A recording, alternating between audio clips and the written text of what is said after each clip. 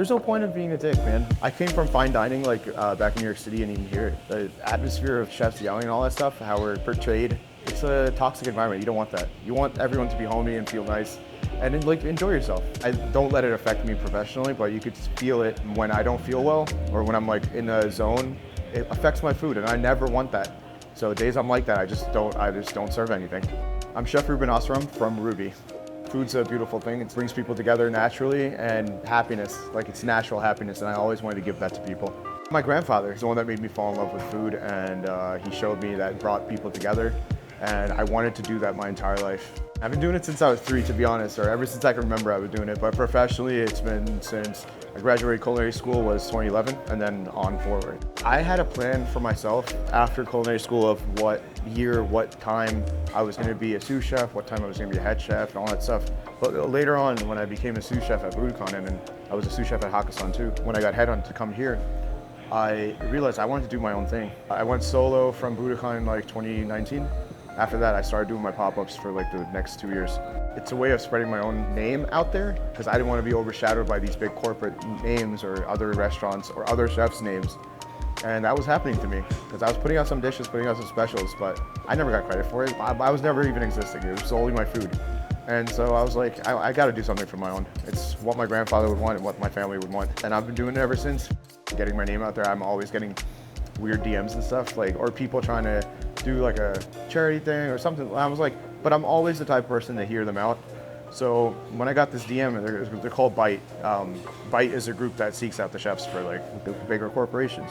So I had a phone call with them. They were like, go through the whole spiel, tell us everything. And then at the end, they were like, what does Taco Bell mean to you? And I'm like, that's weird, but I'll tell you because I love Taco Bell. Like, it's something as an immigrant, like coming to America with my whole family, fast food was like more flavorful, out of the ordinary. You got spices, all kinds of different spices, cumin. So we can relate to it. That's probably why Taco Bell has a huge Indian following, because of the flavors. So I grew up eating that. That was like, that and White Castle were my thing back in New York City. When I got headhunted to come to Philly, I became close with the Taco Bell here, and I used to bring in dates there. I was such a VIP there. I used to call them, like the manager, and I said, dude, let's do the Ruby Special. The Ruby Special was, they used to caution tape the half of the restaurant, and then sit me and my date down on the other side, and then serve us like that. So it was like pretty sick, and Taco Bell like loved that and everything, and then they're like, here, how would you feel working with Taco Bell? I'm like, working for or with? They're like, no, how would you feel if you were approached to do a collaboration with Taco Bell? And I literally, quote unquote, said, that would be fucking insane. And then they're like, well, let us introduce you to the corporate chef of Taco Bell America. And this is the head PR person of Taco Bell. And I'm like, what? Like, what do you guys say? They're like, would you be interested in doing a Crunchwrap collaboration with Taco Bell? I was like, hell yeah. They're like, well, there's gonna be stages because we're talking to like 3,000, literally 3,000 other chefs around the country. I went down to a stage where they're like, all right, we actually want to fly you to Irvine, which is the headquarters.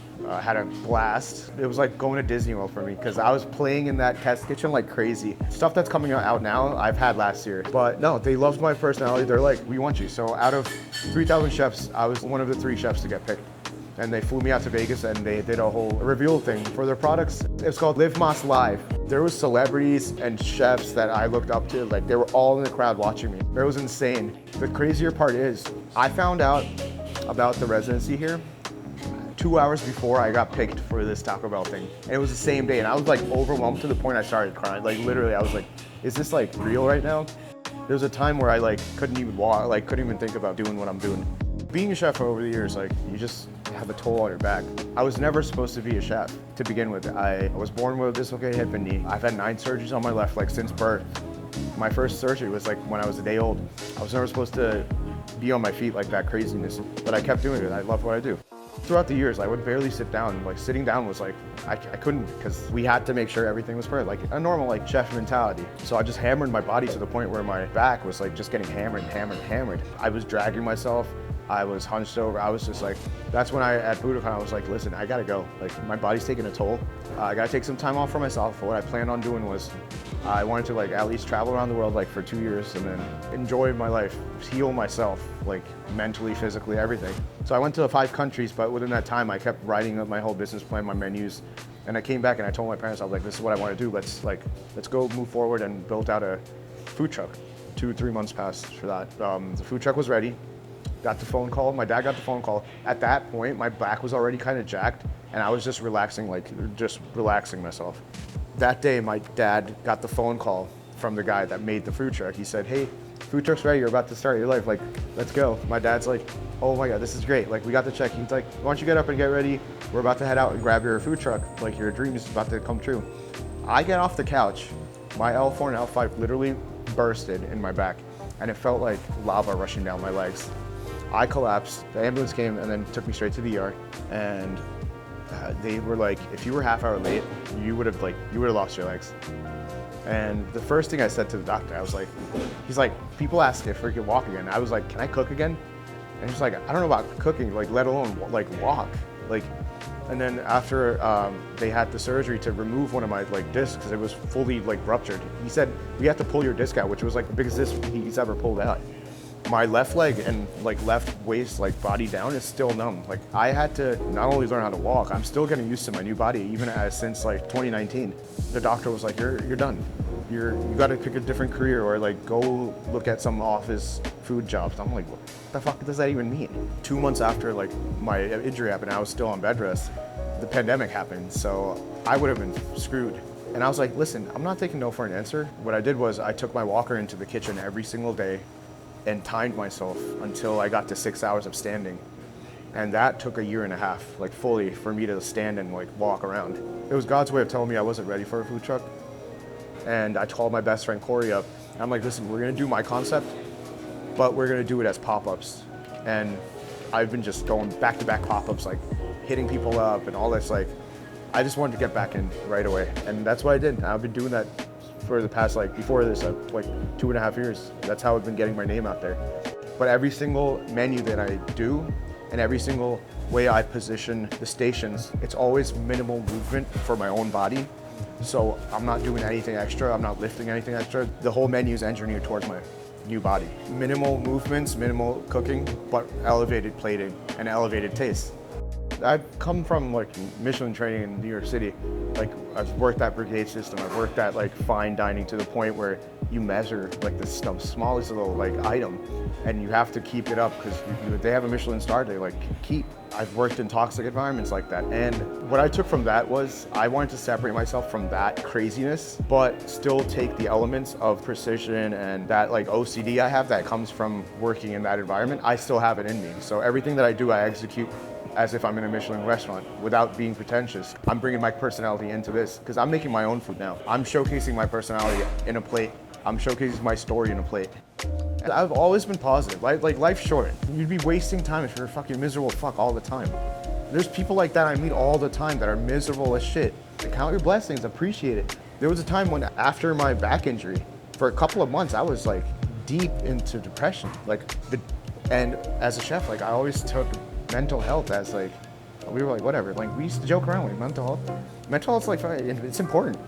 I used to watch the chef show all the time. I used to watch all these like chef's tables, everything, to just get myself back out of that rat. Like, I was going down a really bad, like deep hole. Like, so much negativity from doctors or people saying like, you're not gonna be able to do this again.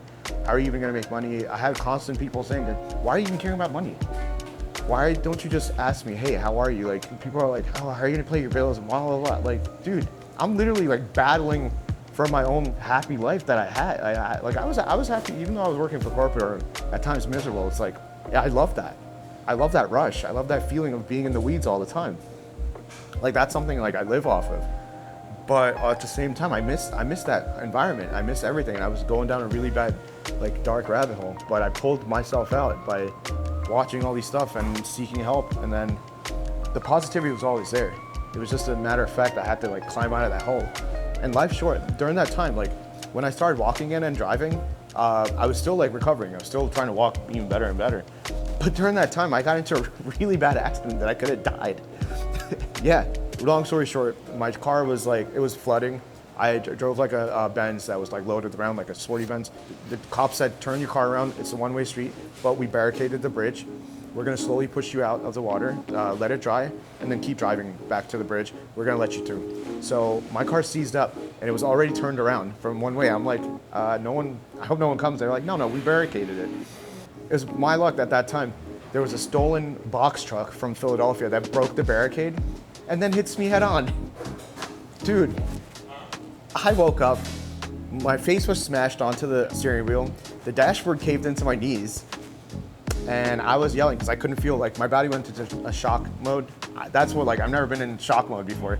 Body went into shock mode, that feels like nothing exists. I thought my fucking half of my shit was cut up or something.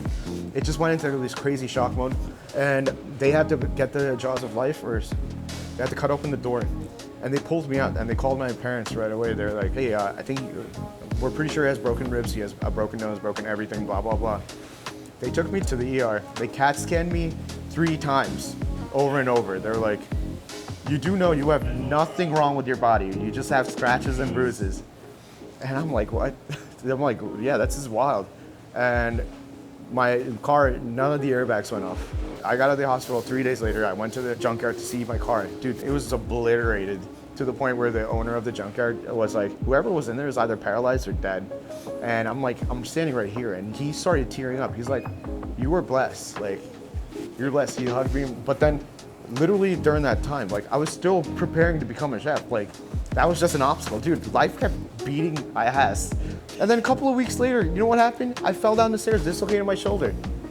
This shit was, I was like, dude, what is going on?